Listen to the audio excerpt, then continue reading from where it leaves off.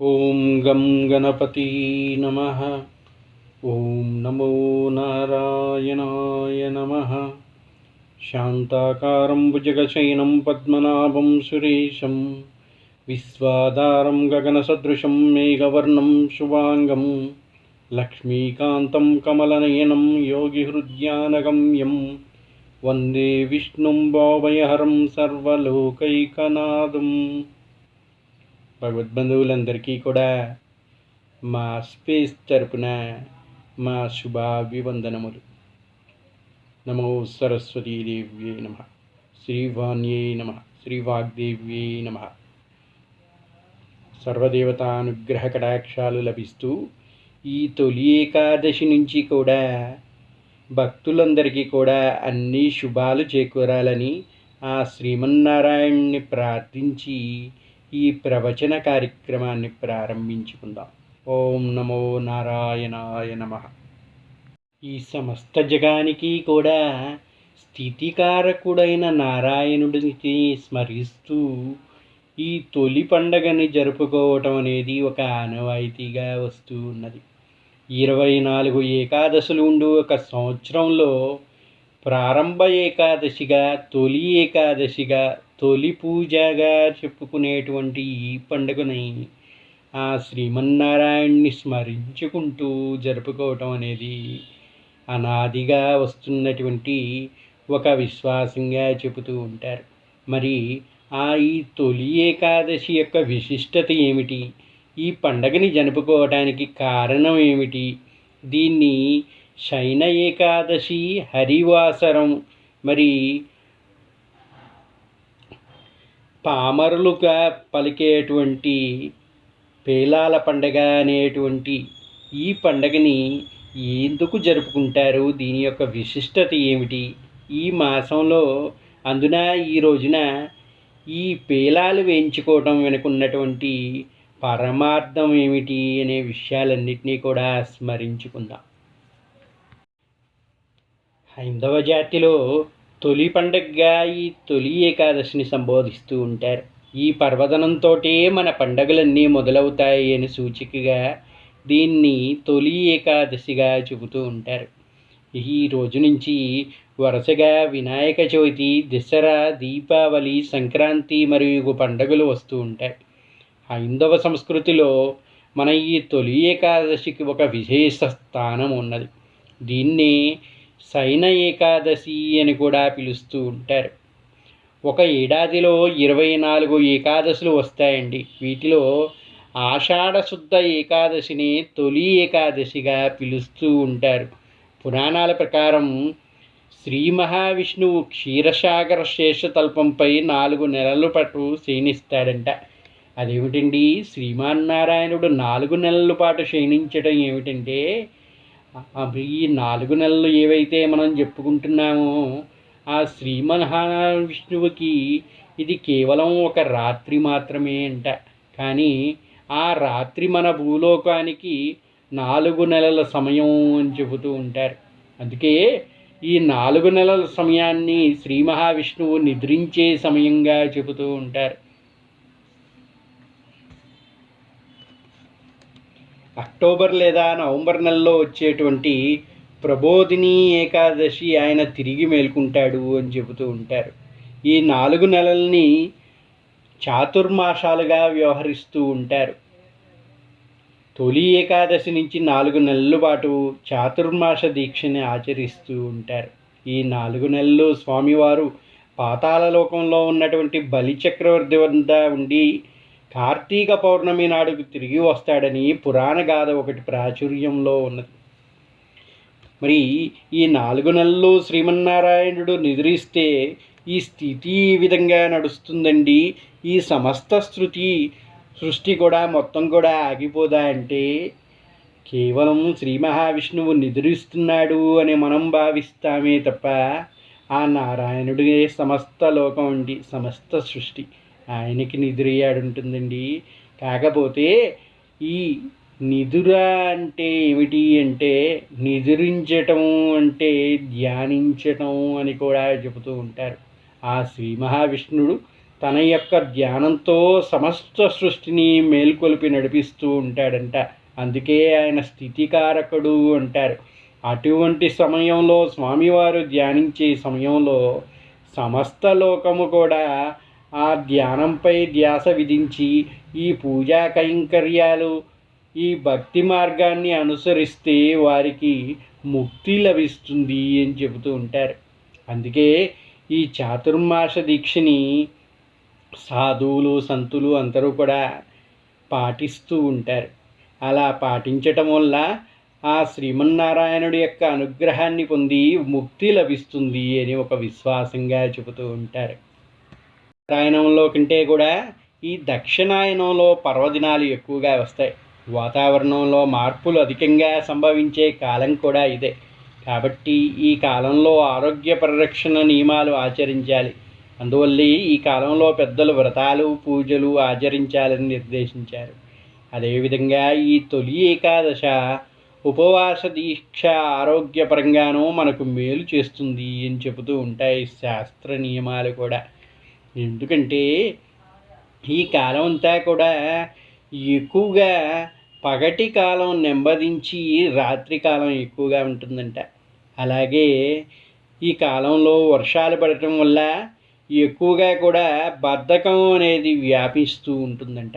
దాన్ని తొలగించాలంటే ఆహార నియమాల్ని కొన్ని పాటించి ఎప్పుడు కూడా జాగృతంగా ఉండేటువంటి దిశకి చేరాలంట. అలా చేరాలంటే ఉపవాసం అనేది చాలా ముఖ్యమైనదిగా చెబుతూ ఉంటారు.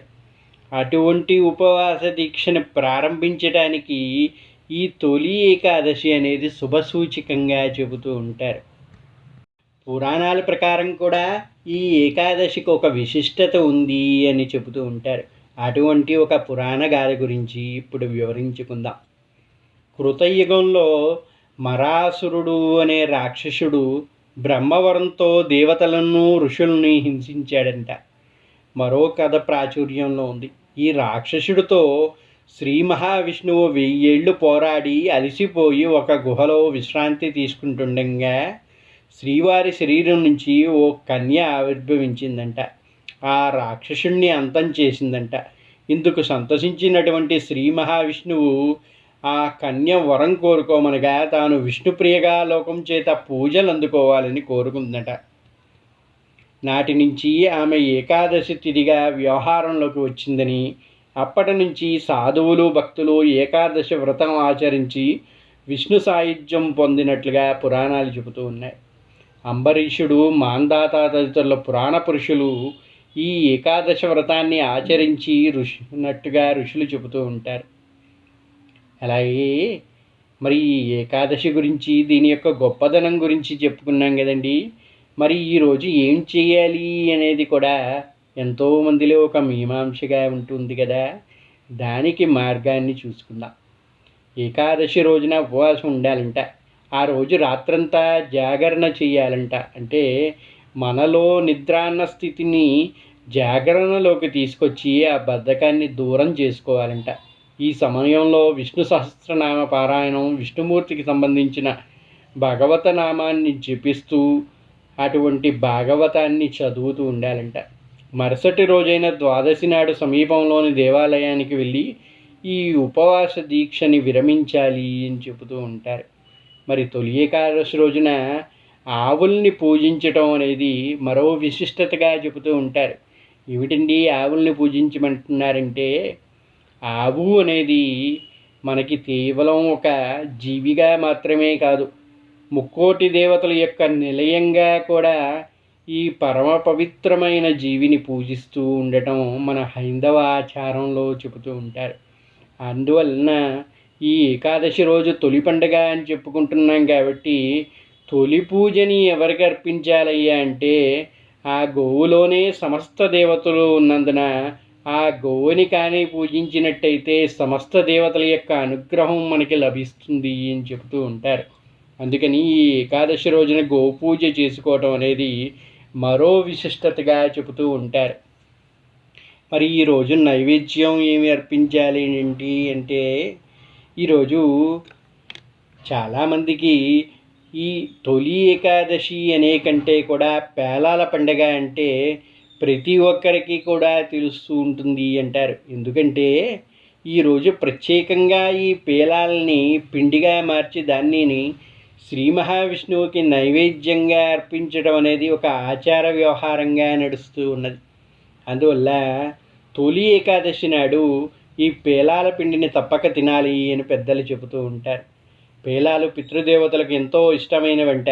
అంతేకాకుండా మనకు జన్మనిచ్చిన పూర్వీకుల్ని పండగ రోజున గుర్తు చేసుకోవటం మన బాధ్యతగా చెబుతూ ఉంటారు. వాతావరణ పరిస్థితుల మార్పులు వచ్చే కాలం కాబట్టి మన శరీరం ఆరోగ్యపరంగానే మార్పులు లోనవుతూ ఉంటుంది. గ్రీష్మ ఋతువు ముగిసిన తర్వాత వర్ష ఋతువు ప్రారంభమయ్యే కాలంలో ఉష్ణోగ్రతలు ఒక్కసారిగా పడిపోతాయి. దానివల్ల మన శరీరంలోని ఉష్ణపీడనం కూడా తగ్గుతుందంట. ఆ సమయంలో శరీరానికి పేలాల పిండి వేడిని కలిగజేస్తుందని, అందువల్ల ఆయుర్వేద శాస్త్ర ప్రకారం ఇది మనకి ఆరోగ్యాన్ని ఇస్తుంది అని చెబుతూ ఉంటారు. అందుకే మన పెద్దలు ఈరోజు నివేదనగా పేలాల పిండిని బట్టి స్వామివారికి నివేదించి పితృదేవతలకు అర్పించి దాన్నే ప్రసాదంగా స్వీకరించాలి అని చెబుతూ ఉన్నారు. అందుకని ఈ తొలి ఏకాదశి రోజు నైవేద్యంగా ప్రత్యేకంగా ఈ పేలాల్ని వేయించి దాన్ని పిండిగా చేసి దానిలో బెల్లాన్ని కలిపి స్వీకరించాలి అని చెబుతూ ఉంటారు.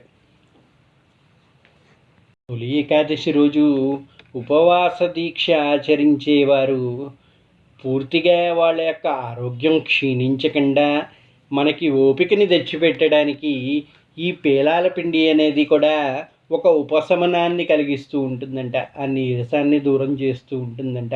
అందుకే ఈరోజు పేలాల పిండిని నైవేద్యంగా పెట్టి దీన్ని ప్రసాదంగా స్వీకరించమన్నారు. ఆత్మో రామః అన్నారు. అంటే ఎప్పుడూ కూడా మనం భగవంతుణ్ణి బయట ఏ విధంగా అయితే పూజిస్తున్నామో మనలోని ఆత్మని కూడా పూజించాలంట. మరి భగవంతునికి ఎప్పుడైతే నైవేద్యం పెట్టామో మనలో ఉన్న ఆత్మారాముణ్ణి కూడా నివేదించాలి కదండి. అలా నివేదించాలంటే ఆ యొక్క నైవేద్యాన్ని మనం కూడా స్వీకరించాలంట. అప్పుడే మనలో ఉన్న ఆత్మారాముడు సంతృప్తి చెంది మనకి ఆరోగ్యాన్ని ప్రసాదించి ఆ నీరసాన్ని దూరం చేస్తూ ఉంటాడంట. ఉపవాసం ఉంటే స్వామి సాన్నిధ్యంలో ఉండి స్వామిని ధ్యానించటమే తప్ప ఆహారం స్వీకరించకుండా ఉండటం కాదు అని శాస్త్రాలు చెబుతూ ఉంటాయి. అందువల్ల ఉపవాసం అంటే పూర్తిగా ఏమి స్వీకరించకుండా ఉండమని చెప్పట్లేదండి. ఇందులో ఈరోజు తొలి ఏకాదశి రోజు మనం స్వీకరించాల్సిన ప్రసాదం పేలాల పండుగ కనుక ఈరోజు ఉపవాస దీక్ష చేసేవాళ్ళు మీ ఆత్మారామునికి ఈ పేలాల పిండిని కూడా నివేదన చేయమని చెబుతూ ఉన్నాయి శాస్త్రాలు. రోజు స్వామివారికి పేలాల పిండిని నైవేద్యంగా సమర్పించమన్నారు. మరి ఆ పిండిని ఏ విధంగా తయారు చేయాలి అంటే దానికి కూడా వివరణగా చెప్పారండి శాస్త్రంలో. జొన్నని కానీ మొక్కజొన్నని కానీ ఆ ఎండినటువంటి విత్తనాలని పేలాలుగా వేయించాలంట. ఆ వేయించినటువంటి పేలాలని పిండిగా పట్టి దానిలో కొద్దిగా నెయ్యిని బెల్లాన్ని చేర్చి దానిని స్వామివారికి నివేదనగా చేయాలంట. ఆ నివేదనగా చేసినటువంటి ఆ పిండిని మనం కూడా ప్రసాదంగా స్వీకరించాలంట. దీని యొక్క ప్రత్యేకత ఏమిటయ్యా అంటే వాతావరణంలో వచ్చే మార్పుల వల్ల ఆ ఉష్ణం అనేది ఏదైతే ఉందో శరీరంలో ఒక్కసారిగా తగ్గడంతో మన యొక్క జీర్ణశక్తి మందగిస్తుందంట. జొన్నల్లో ఉండేటువంటి పీచు ఆ జీర్ణ వ్యవస్థకి మేలు చేస్తుందంట. రోగ నిరోధక శక్తిని కూడా పెంచుతుందంట. ఆ బెల్లంలో ఉండేటువంటి శక్తి తక్షణం మనకి అంది చక్కగా మన నీరసాన్ని దూరం చేస్తుందంట. అందువల్ల ఈరోజు తప్పకుండా కూడా ప్రతి ఒక్కళ్ళు ఈ పేలాల పిండి ఏదైతే ఉందో దాన్ని స్వీకరించాలి అని చెబుతూ ఉంటారు. ఈ తొలి ఏకాదశి అనేది తొలి పండగ కనుక తెల్లవారుజామునే అందరూ కూడా లేచి స్నానాదులన్నీ గావించి మన యొక్క గృహాన్ని శుభ్రపరచుకొని చక్కగా మామిడాకు తోరణాలు చుట్టి పూలతోటి అలంకరించుకొని ఆ దేవుడి గదిని శుభ్రపరచుకొని ఈ రోజుతోటి పూజా కైంకర్యాలనేవి నూతనంగా ప్రారంభించి ఆ శ్రీ మహావిష్ణువుని ప్రార్థిస్తూ ఉండాలంట. ఎందుకంటే ఈ రోజు నుంచి పండగలు ప్రారంభం అవుతున్నాయి అని చెప్పడానికి ఈ రోజు నుంచే ఆ శుచికి శుభ్రతకి మూలంగా వ్యవహరించేటువంటి ఈ పూజా కైంకర్యాలని వీటినైతే మనం జరిపించాలనుకుంటున్నామో భక్తి శ్రద్ధలతో జరిపించడానికి ఇల్లంతా శుభ్రపరుచుకొని చక్కగా వాకిళ్ళంతా కూడా అలుపుకొని మంచిగా తోరణాలతోటి ఆ శ్రీమన్నారాయణుడికి స్వాగతం పలకాలంట. ఎప్పుడైతే ఆ నారాయణ సంవత్సరితం అయ్యి మనల్ని ఆశీర్వదించడానికి వస్తాడో ఆయనతో పాటు శ్రీ మహాలక్ష్మి సరస్వతి అందరి యొక్క అనుగ్రహం, సమస్త దేవతల యొక్క అనుగ్రహం మనకు కలుగుతుంది అని చెప్తూ ఉంటారు. ఎప్పుడైతే ఇల్లు శుభ్రంగా ఉంటుందో ఆ శుభ్రంగా ఉండే ప్రదేశాన్నే ఇష్టపడుతుందంట శ్రీ మహాలక్ష్మి. అటువంటి మహాలక్ష్మి యొక్క అనుగ్రహం పొందాలంటే ఆ శ్రీ మహావిష్ణువుని పూజించడానికి ఈరోజు మనం ఆ నారాయణుడి నామాన్ని స్మరిస్తూ చక్కగా శ్రద్ధగా భక్తి శ్రద్ధలతోటి పూజించి ఈ పేలాల పిండిని అర్పిస్తే ఆ నారాయణుడితో పాటు ఆ శ్రీ మహాలక్ష్మి యొక్క అనుగ్రహంతో పాటు ఆ సకల దేవతలు యొక్క కరుణా కటాక్షాలు మన పైన కలుగుతాయి అని చెబుతూ ఉంటారు. అటువంటి యొక్క అనుగ్రహం సకల జనులు కూడా పొంది ఆ శుభ ఫలితాలతోటి ఈ సంవత్సరం కూడా మొత్తం సంతోషంగా ఉండాలని ప్రార్థిస్తూ ఓం నమో నారాయణాయ నమః. స్వస్తి. సర్వే జనా సుఖినో భవంతు. Why hospitals choose Rosa Floris when hygiene can't be compromised? Each part of our papermaking process is in line with policies on sound environmental management. Subsequently, the logs are washed, cut into small pieces, and cooked in a digester. It starts with natural plant fibers, carefully selected for their softness and absorbency. Our advanced technology labs transform these biodegradable materials that meet the highest hygiene standards into premium tissue products. From kitchen rolls to hospital bed rolls, Rosa Floris delivers the quality assurance that professionals trust. When hygiene matters most, the choice is clear.